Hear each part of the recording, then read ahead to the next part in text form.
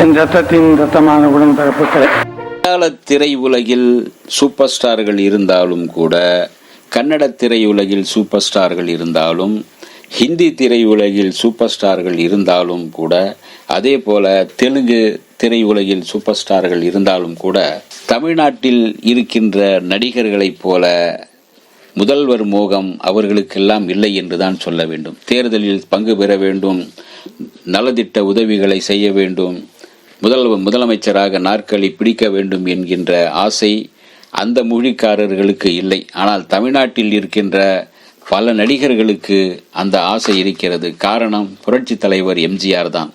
அவர் 3 முறை முதல்வராக நாற்காலியை அலங்கரித்ததாலும், அவர் மக்களின் முதல்வராக மக்களால் கொண்டாடப்பட்டதாலும், தாங்களும் அதே போல சினிமாவில் தானே இருக்கின்றோம், தாங்களும் அதே போல ஆக்ஷன் படங்களில் நடிக்கின்றோம், தாங்களும் ஏழைகளுக்கு உதவுவது போலவோ மற்றவர்களை காப்பாற்றுவது போலவும் நடிக்கிறோமே, நாமும் எம்ஜிஆர் ஆகி விடலாம், நாமும் நாற்காலி பிடித்து விடலாம் என்கின்ற எண்ணத்தில்தான் இன்றைக்கு நிறைய நடிகர்கள் களத்தில் வருகின்றார்கள். டி. ராஜேந்தர், பாக்யராஜ், சிவாஜி, சரத்குமார், கமல்ஹாசன் இவர்களெல்லாம் முட்டி மோதி பார்த்து கூட முதல் 3 பேர் சிவாஜி, டிஆர், பாக்யராஜ், சரத்குமார் காணாமல் போனதுதான் நிச்சயம். மக்களிடம் இவர்களுக்கான செல்வாக்கு என்பது இல்லை. ஆனாலும் இவர்கள் நடித்த படங்கள் ஓடியது. அதற்காக இவர்கள் நடித்த படங்கள் ஓடிய படம் பார்க்க கூட்டமாக வருகிறவர்கள் எல்லாம் இவர்களுக்கு ஓட்டு போடுவார்கள் என்று அவர்கள் நம்பியது நடக்கவில்லை. கமல்ஹாசன் அதே போல உலக நாயகன் என்று போற்றப்பட்டாலும் கூட அவருடைய படங்கள் பிஎன்சியில் தான் ஓடும். அவரே சமீபத்தில் கடந்த முறை பாராளுமன்ற தேர்தலில் நின்று கடந்த முறை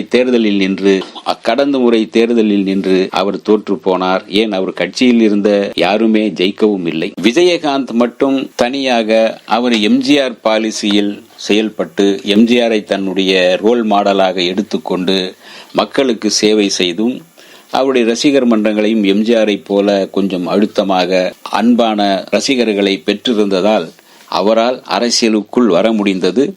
எதிர்கட்சி அளவில் தான் வர முடிந்தது. அதுவும் அடுத்த தேர்தல், ஒரு தேர்தலில் எதிர்கட்சி அளவுக்கு கூட்டணி வைத்து வர முடிந்தது. அடுத்த முறை கூட்டணி வைக்காமல் வெறும் பெட்டி வாங்கி கொண்டு நகர்ந்ததால் அதுவும் மக்கள் அவரை வீட்டுக்கு அனுப்பிவிட்டார்கள். அந்த தோல்வியே அவருக்கு மிகப்பெரிய நோயாக மாறி கடைசியில் சமீபத்தில் அவர் மரணமுற்றார். ஆனாலும் ஒரு நல்ல மனிதர் என்கின்ற பெயர் வாங்கியிருந்தார். அதற்காகவே நிறைய கூட்டமெல்லாம் வந்தது அவருக்கு அஞ்சலி செலுத்த. அவர் நிறைய மக்களுக்கு சேவை செய்தார். எம்ஜிஆரை பின்பற்றி மக்களுக்கு, ஏழை எளிய மக்களுக்கு விஜயகாந்த் உதவி செய்ததால், மக்களோடு பழகியதால் அவருக்கு இந்த அளவுக்கு நடிகராக இருந்தும் எதிர்கட்சி அளவில் ஓரளவுக்கு சில சீட்டு வாங்க முடிந்தது. ஆனால் முதல்வராக கூடிய சூழல் உருவாகவே இல்லை. அவருக்கு பிறகு, எம்ஜிஆருக்கு பிறகு இனி யாருமே, எந்த நடிகனுமே முதல்வராக முடியாது. அதுதான் தமிழ் சினிமாவில் தமிழ் மக்களிடம் உள்ள ஒரு உணர்வு பூர்வமான உண்மை. இப்போது நடிகர் விஜய், தளபதி விஜய் என்று போற்றப்படுகின்ற நடிகர் விஜய் சமீப காலமாக ஏதாவது ஒரு புயல், வெள்ளம் பாதிப்பு அல்லது அவருடைய பிறந்த நாள் சமயங்களில் மட்டும் ஓடி வந்து மக்களுக்கு அள்ளி கொடுத்து உதவுகின்றார். அவ்வளவுதான். அதுக்கு பிறகு மறுபடியும் நடிக்க போய் விடுகின்றார். ஆனால் மக்களுடைய பிரச்சனைக்காக இதுவரைக்கும் அவர் போராடினாரா என்றால் இல்லை.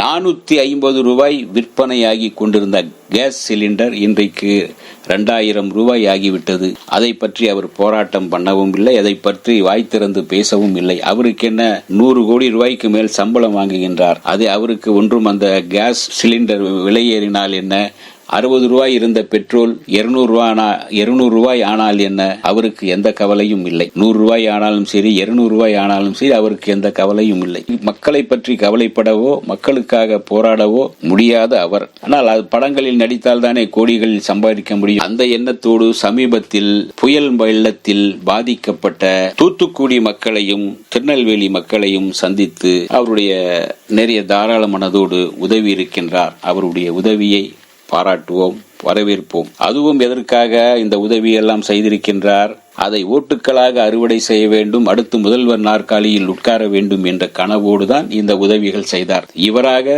பாவம் என்று பரிதாபப்பட்டோ மக்களுக்காக அவர்கள் கொடுத்த பணத்தில் தானே நான் இந்த அளவுக்கு ஒரு பெரிய நடிகன் ஆனேன் என்பதற்காகவோ அல்ல.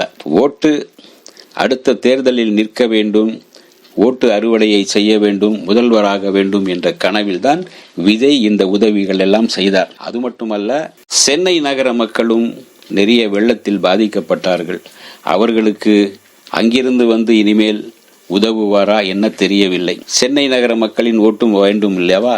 வெறும் திருநெல்வேலியிலும் நெல்லையிலும் உள்ள ஓட்டுகள் மட்டும் வாங்கினால் ஜெயிக்க முடியாது, எதிர்கட்சியாகவும் ஆக முடியாது. எனவே முதல்வர் நாற்காலி கனவோடு விஜய் செய்த உதவிகள் எல்லாம் தேர்தலை முன்னிட்டு அடுத்து முதல்வர் நாற்காலியை எப்படியாவது பிடிக்க வேண்டும் என்கின்ற ஆசையோடு தான் இந்த உதவிகளை செய்திருக்கின்றார், இனியும் செய்வார். ஆனால் அவரை முதல்வராக மக்கள் ஏற்றுக்கொள்வார்களா இல்லையா என்பது மக்களுக்கே வெளிச்சம். எம்ஜிஆராக ஆனால் விஜய் எம்ஜிஆராக முடியாது என்பது 100% உண்மை. தமிழ்நாட்டை பொறுத்தவரையில் ஒரே சூரியன், ஒரே சந்திரன், ஒரே எம்ஜி ராமச்சந்திரன், ஒரே முதல்வர், சினிமாவில் இருந்து வந்த ஒரே நடிகர் முதல்வர் எம்ஜிஆர் மட்டும்தான். மற்ற நடிகர்கள் வேண்டுமானால் கனவு காணலாம், கனவில் வேணால் நாற்காலியில் உட்கார்ந்து கொள்ளட்டும்.